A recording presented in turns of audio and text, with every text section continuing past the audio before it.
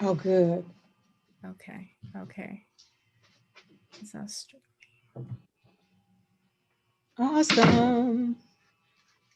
That was weird. yeah, I know.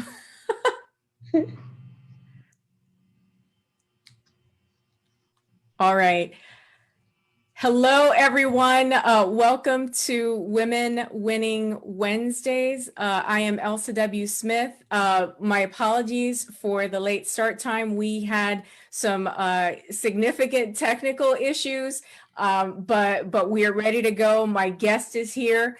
It is now 1:43, and I hope that those of you who are going to catch this on the replay as you normally do will put hashtag replay in the comments. We are streaming, we're using Zoom instead of StreamYard today. So again, welcome to Winning Wednesdays. The object of this series is to bring you guests and educational content to give you glimpses of what an empowered woman is and what she needs to win. And practically, she needs to learn how to pivot and adjust quickly when technical issues come up. But it is it's my pleasure to bring you an expert in the field of funeral care, death care planning today. By the way, let us know where you are listening from. Put just a note in the comments of where you're listening from, and to make sure that you are sharing this live with people in your contact lists and in your network. So like I said, we're going to be talking about some really just demystifying the concept of funeral planning. You know, a lot of people don't even think about it until the worst happens. So my guest today is Michelle Reese-Wiseman. Let me tell you a little bit about her. She is the owner and principal mortician of Wiseman Funeral Home and Chapel, which is located in Clinton, Maryland. Wiseman Funeral Home is a full service funeral care provider that opened in November of 2008. Ms. Wiseman worked in the death care industry. She's worked in it since 2003 and is licensed to care for families in the District of Columbia, the state of Maryland, and the Commonwealth of Virginia. In terms of her qualifications, she holds a degree in applied science in the field of mortuary science from the University of the District of Columbia. She is an avid speaker. Ms. Wiseman also sits on the advisory board of academics for the University of the District of Columbia, and has also been certified as a Preneed funeral counselor by the National Funeral Directors Association. She is a member of the National Funeral Directors and Embalmers Association, and she's a licensed Maryland life insurance producer. She is also an accomplished licensed master barber and she uses her skills to donate her time to grooming men who are homeless and in nursing and senior care facilities. Ms. Wiseman is married to Lieutenant Colonel retired Dewey R. Wiseman. She's been married for 20 years, and she resides right here in Prince George's County in Bowie, Maryland. Michelle, welcome to the show. Thank you, Elsa. So glad to be here. Thank you so much. Wonderful. Well, like I said, we're going to try to demystify this whole concept of funeral planning. I told the audience a bit about you. Is there anything else that we should know about maybe your ties to the community, what you do to help the local residents here in the community? I think you almost covered everything. I think the only thing that we did not cover or mention was that Wiseman Funeral Home also has a charity. It's called Rose Lily, the Rose Lily charity, where we actually help families in the way of cremation services Many women who have had stillbirths or premature births or given birth to children under 5 years old, and they seek cremation services. We actually do have a charity that will service them for free. Wonderful. Thank you. That's very important to know. Thank you for sharing that.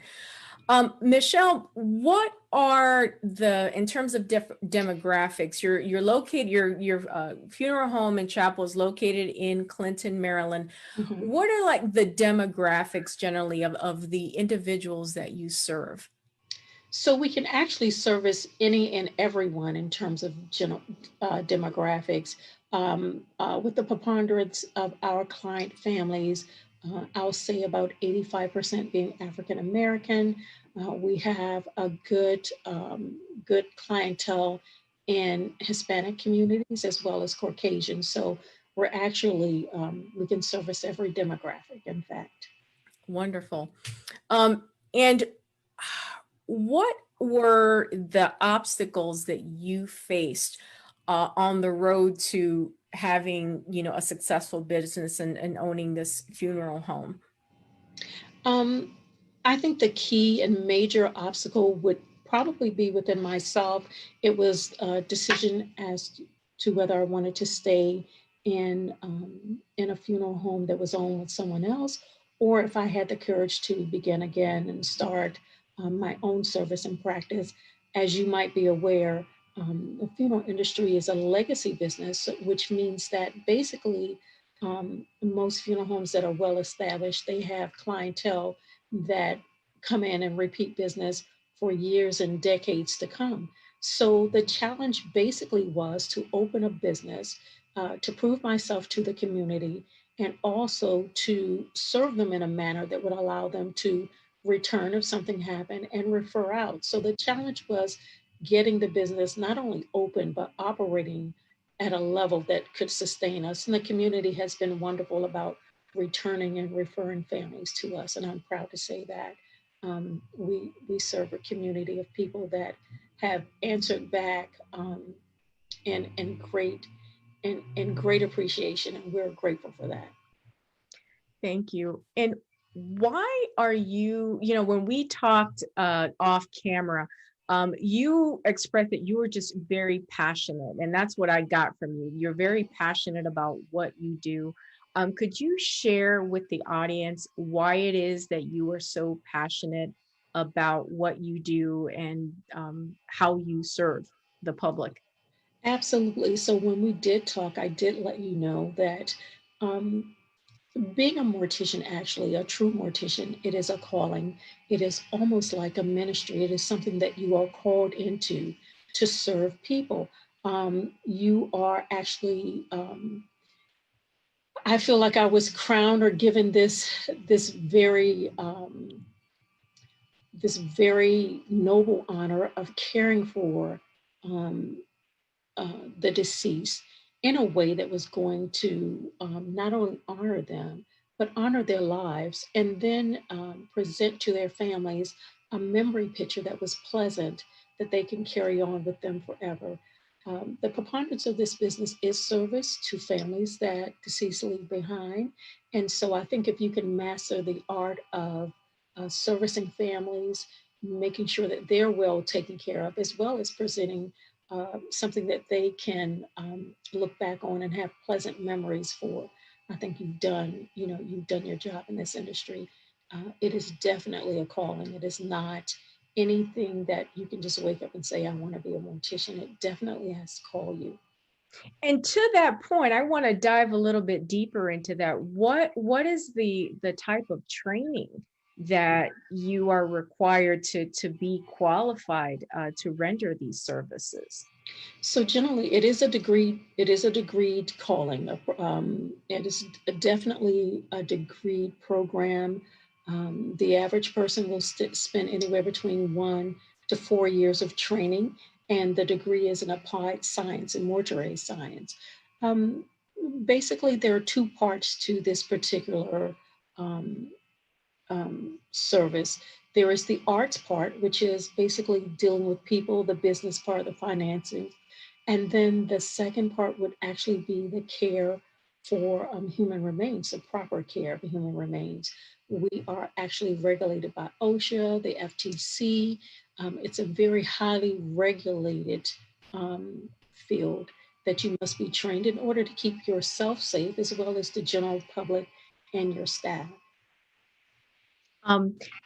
What is, you mentioned also when we were prepping for the interview, a particular course that you took. It's called the Psychology of Grief. Could you talk to us just a little bit about that?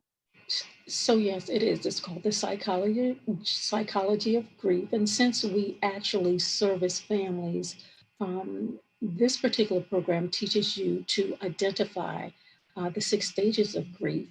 And many times, when you're not, when you're new in the business, you don't understand why someone comes in and they're angry, or someone's coming in and they display certain behaviors. So this particular course teaches you to identify the different stages of grief so that you are able to best serve families. However, if this is your calling, if this is your true vocation, then you're able to attack grief, for me, on a spiritual level, on an intellectual level as well. So, many times families come in and they're angry, or they're just grief stricken, or they don't know what to do, they're bewildered.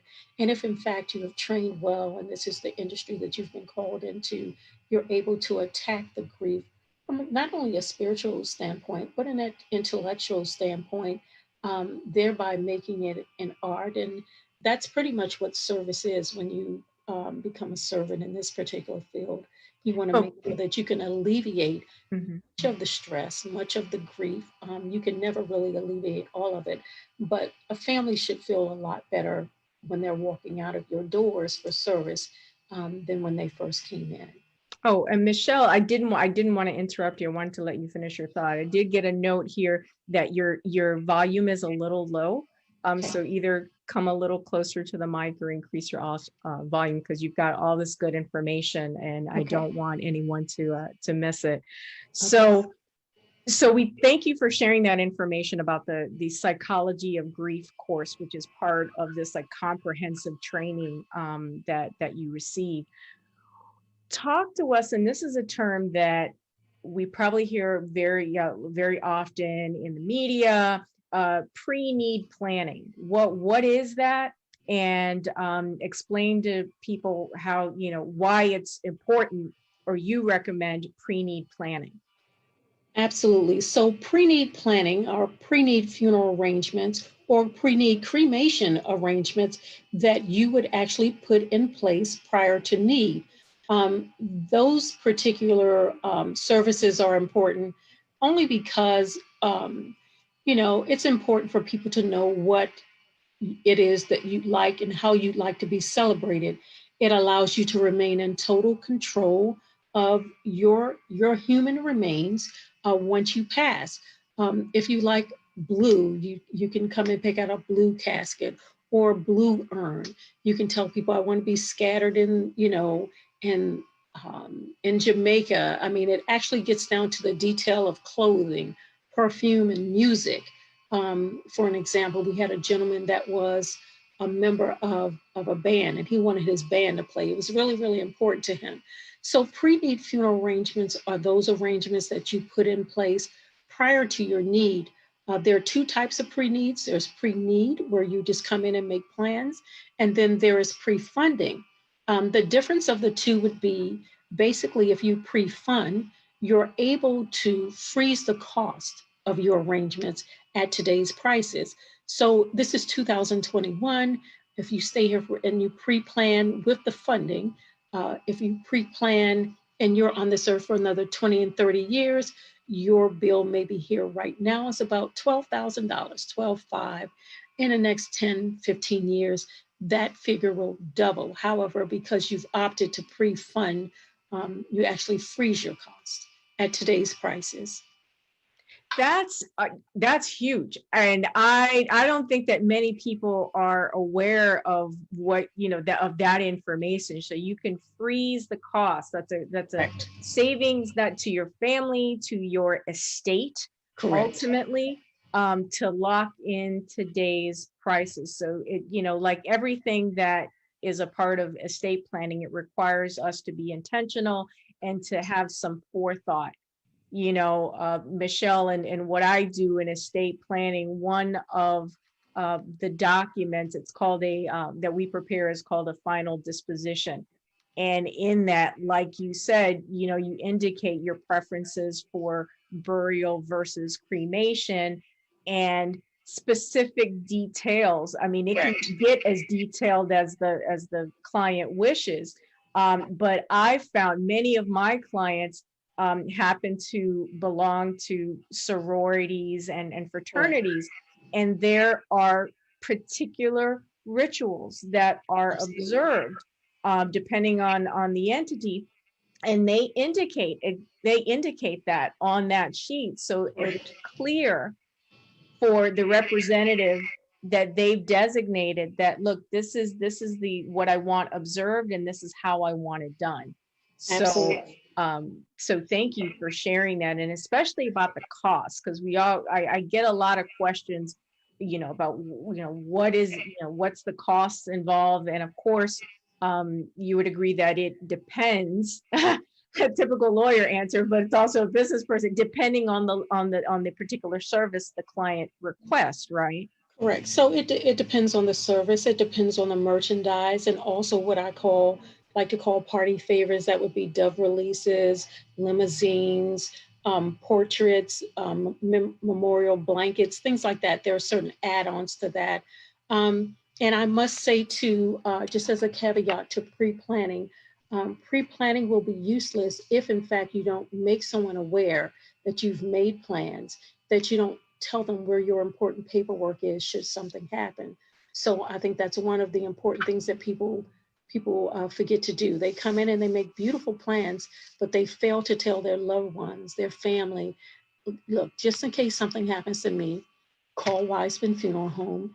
All my paperwork is done. It's paid for, or I have an insurance policy that's dedicated to this. And so I think that's an important part as well. Many times family members don't want to talk about these types of things. So that's one of the reasons that people are running around looking for the paperwork. Where's the paperwork? But I think it's important that you inform people that you have pre-planned and let them know where the paperwork is, where the important paperwork is.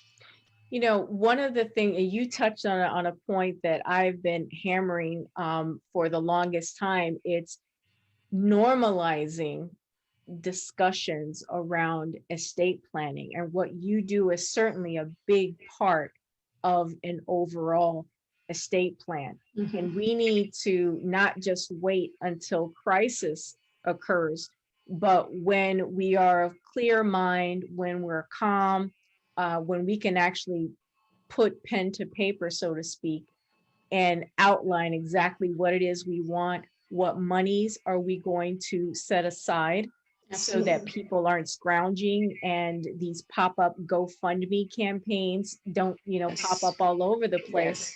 Yes. That it is done in a very intentional and responsible way. Now, I understand that there are emergency situations, but for the Absolutely. vast majority of people, we all know that we have an expiration date. It's just a matter of, are we going to plan so that our loved ones are not, running around? And, tell us, I mean, do you get those like late night calls from people like frantic? I mean, tell us, give us an example of what you've experienced. So absolutely, because death is a 24-hour, 7 days a week occurrence. So my phone rings at midnight, my phone rings at 12 noon, it could ring at 1 in the morning. And so it's a little difficult to speak with someone when their grandmother has passed in her bed, and it's 2 o'clock in the morning, and they're calling you and calling around every funeral home trying to figure out what the prices are, if they can afford to talk to someone to bring their grandmother into their care. That's one of the many reasons.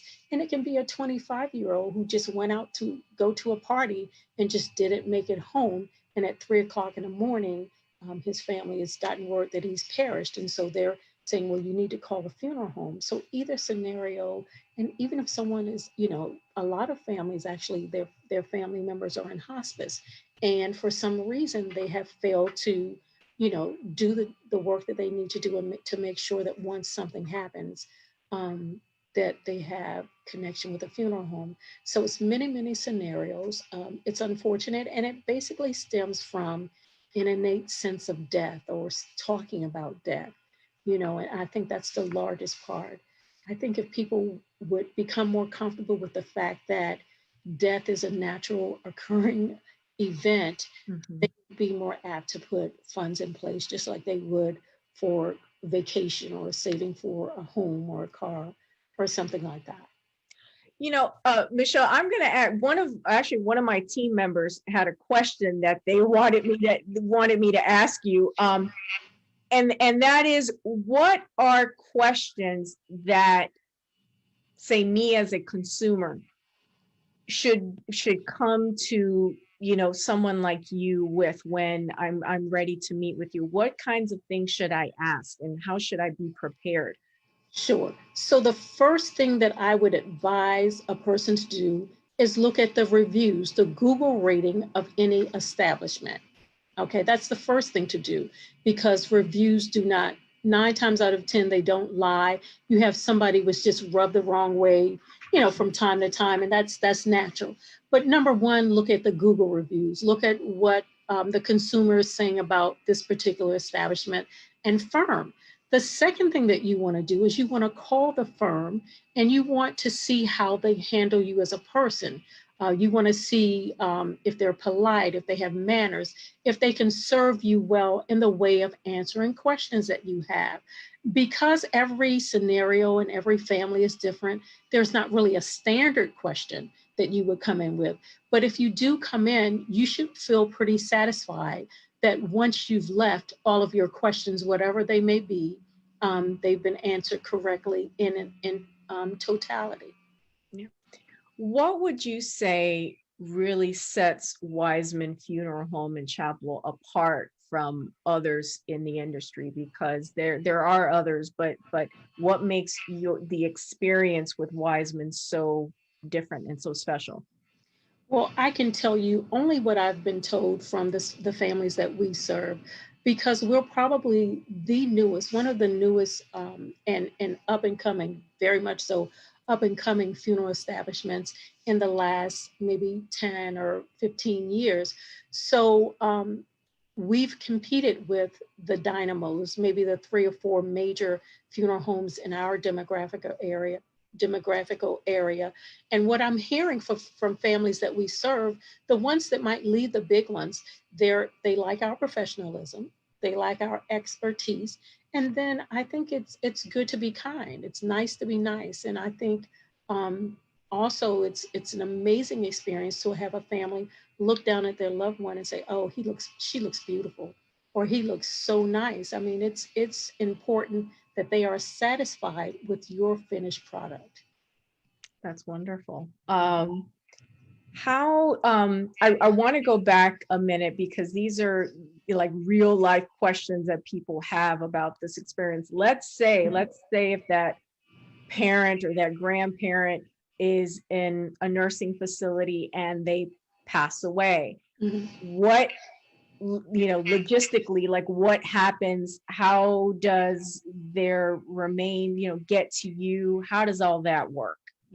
So it's different for different institutions. It's different if they pass away at home, if they pass away at a hospital, if they pass away at a nursing facility. So nursing facilities are pretty unique within themselves, because typically a nursing facility will not have a morgue or refrigeration in order to retain a human remains for the following day or the next day or the next few hours. Hmm. Someone passes in a nursing facility, there's the pressures on for the family to contact a funeral home of choice so that the human remains can be removed and put into a facility that has refrigeration or either will be preserved and bombed.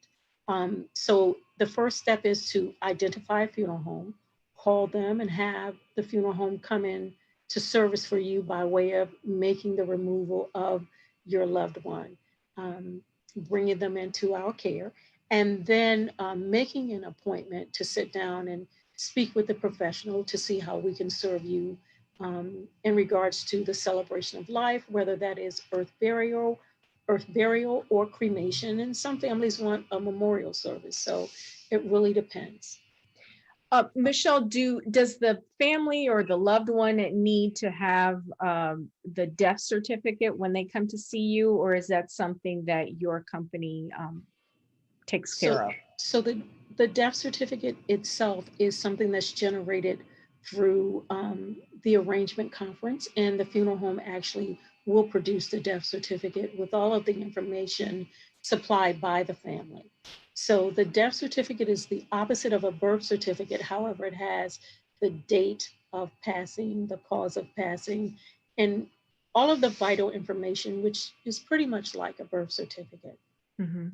That's generated from the funeral home.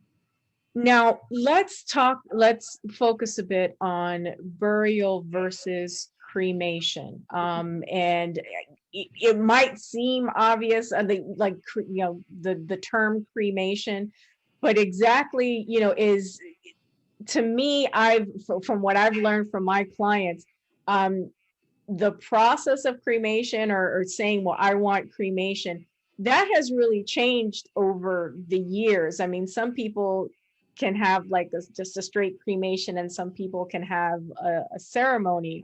Is Mhm. that something that you have experience with? Absolutely. So, because cremation has taken a turn in a dominant form of celebration of life, we have put options in place for families.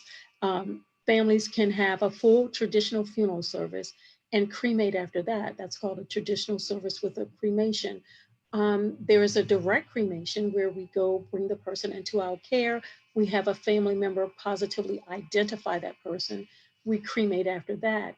The third is just like the second. However, after the cremation, they'll have a memorial service.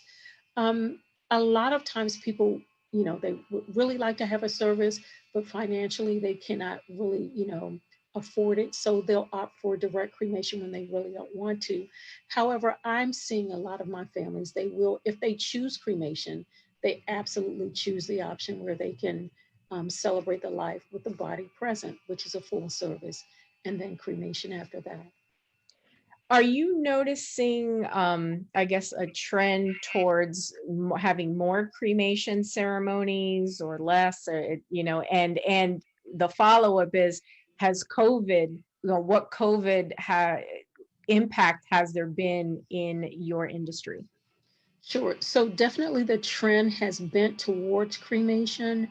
And that's again for a couple of reasons. One is because financially families aren't prepared to really purchase the things that they actually want, which is a full service and a burial.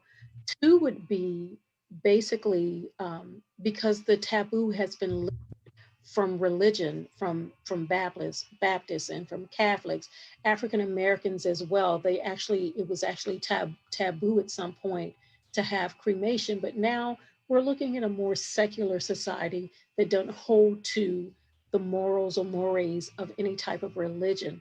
And so, because that's been dropped, the option of cremation is more prevalent than ever before. Wow. And I'm glad you touched on the religious the religion part, because I know that that's really important to a number of people to have their religious beliefs Sure, honored um, absolutely. through the service. And I imagine that because you have such a wide variety of people that you serve, that different religious practices are observed, I imagine. Absolutely. I mean, you can run the gamut of religion from Baptist to Catholic to Hindu to Buddhist to agnostic. But the one common theme is the persons, they want to celebrate the life. They want to remember the person. They definitely want to do something that represents that that soul has been here, no matter how it's celebrated on a religious or secular level. Mm.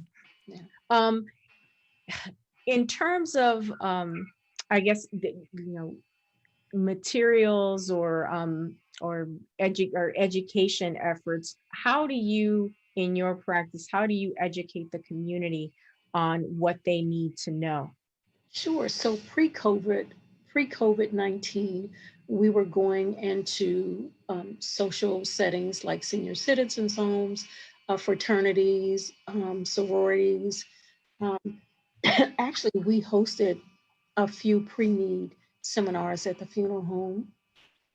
Believe it or not, I had a lady contact me and she was having a family reunion and she wanted me to come in while all the family was there and do a 15, 20-minute talk on pre-need and how to get their plans in order, if it were insurance they were going to use. So many different ways to get the story out. Um, I've noticed that people are less resistant as time go on to really sit down to talk about end of life decisions and practices and things of that nature. I like that concept of having you come and speak at a family reunion, because it really Absolutely. makes sense. If you've got 50, 60, 70 people in a room, all Absolutely. family, what better opportunity? Absolutely. At that point, I was dealing with an alpha female and I'd served her family before. And she says, look, we're having a family reunion. My whole family will be there.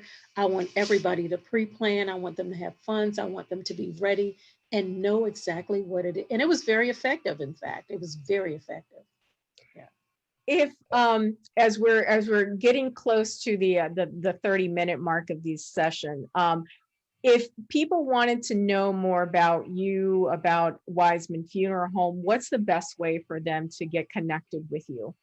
Definitely. You can always put in a phone call. Like I said, we're 24 hours, 7 days a week. However, administratively, we are here for you from 9 a.m. until 4 p.m. You can reach us by email, michelle@wisemenfuneralhome.net. You can always shoot us an email, make an appointment if you go on our website, www.wisemenfuneralhome.net. There is at the toolbar, there's a place where you can make an appointment, ask a question, or anything like that if you had any questions or concerns. So it's Michelle at wisemenfuneralhome.net. Funeralhome.net. Correct. And what's the phone number? The phone number is 301 Mhm. 899 005. Say that again. 301 Mhm. 899 2005. Okay, everyone, you heard that. And for those of you on the replay, hopefully you got that too. And it's wisemenfuneralhome.net. To send an email to Michelle, it's michelle@wisemenfuneralhome.net. Michelle, I want to thank you so much. You've given us so much really valuable, practical information in my effort to really demystify the whole funeral process, death care Mhm. process, because death happens to all of us. And it's a matter of, are we going to be prepared, or are we going to just throw up our hands? And I think the better course of action, and the reason you and I do what we do, is because we want to help people that are going to be intentional, are Absolutely. going to plan, because in the end, it provides a better experience for those you leave behind. That's not you don't want to leave a legacy of chaos and confusion for those that you leave behind. So I want to thank you so much, folks. Wiseman Funeral Home and Chapel is a local business, so I would urge you to consider them. You've heard from the owner today. We've talked about her qualifications and the level of care that her team provides. So I urge you to consider Wiseman Funeral Home in your funeral care arrangements.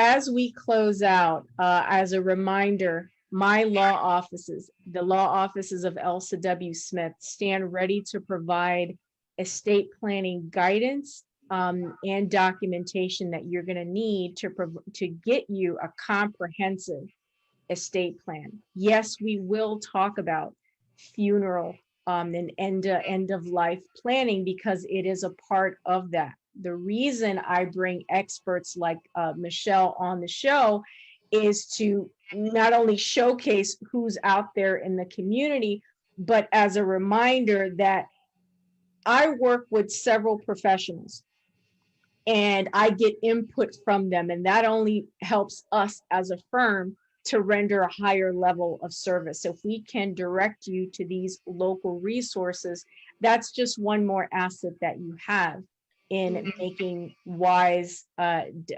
decisions about your estate plan. To get in contact with us, you can reach us at 410-995-7719. Again, 410-995-7719. And I also want to announce that we've just released a free new webinar. It's called How to Put Your Mask On First, Estate Planning for Today's Woman. It's a free webinar. To get registered for it, just go to my website, elsawsmithlaw.com, and it's on the homepage, elsawsmithlaw.com. It's a free webinar. There's a gift for everyone who actually attends the webinar, so you're gonna have to watch it in order to see what that is. But I encourage you to get that free information. You can also visit my YouTube channel at Elsa W. Smith Law for free videos on estate planning.